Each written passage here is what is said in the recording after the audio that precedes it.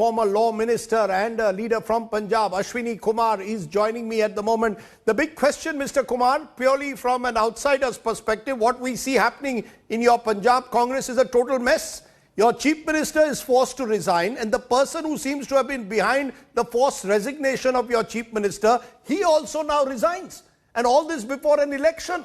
What do you make out of this? A grand mess to us.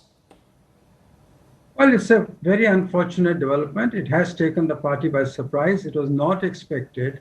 A lot of political capital had been invested in nominating Mr. Sidhu to the prestigious post of the PPCC president.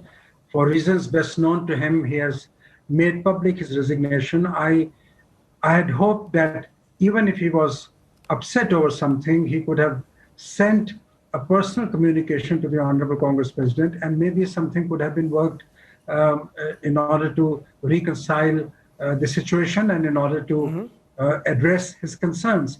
But I do not know how this will work out now, unless Mr. Sidhu withdraws his resignation. But the fact remains that we cannot afford to lose any time in correcting the situation. We need to have a PPCC president as early as possible in place. We are into the elections. Elections are upon us. And I think a lot of work has to be done. No, but the question is the very choice of Mr. Sidhu.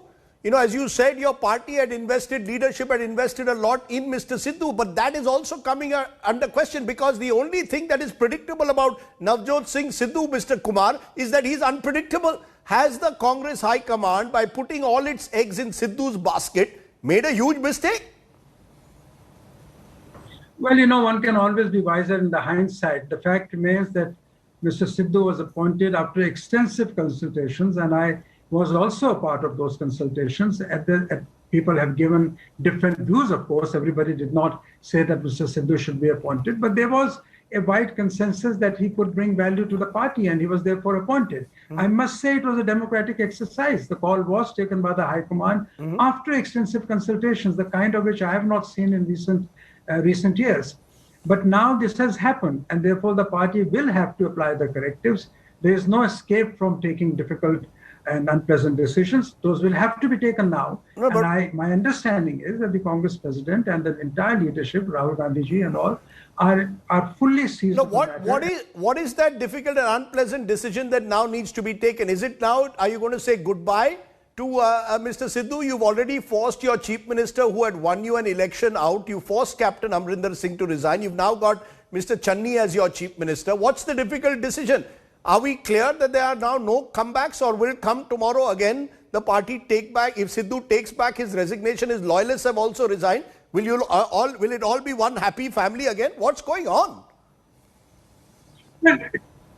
You know, Rajdeep, how can I enter the mental processes of Mr. Sidhu or anybody else? No one can enter his mental processes. As you know better than I do, is the art of the possible.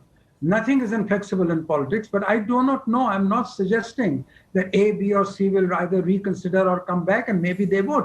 But there will always be somebody to take the place. I mean, there's no vacuum in politics. That vacuum will be easily filled.